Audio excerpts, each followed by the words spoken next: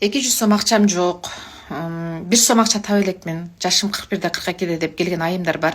Анан онлайн иштейсиң, телефон менен иштейсиң десең, мен бир жака бара албай калбаймынбы? Бул мага кыйын эмеспи? Мен кыла аламбы деп коркуп беришет да. Өзү өмүрүнүн жарымын жашап койду. Ошо мезгилге чейин коркуп жашап жүрүп өтүп кетти.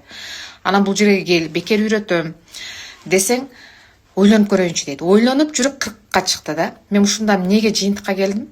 Баягы өмүр бою үйдө отуруп калган айымдарчы, баягы өзүнө өнүктүрбөгөн, 1 сом акча таппагандар коркуп калышат экен да, ушунчалык коркуп калышат экен. Азыр бул жерге келип бир 100 миң акча киргиз десем корксо болот да.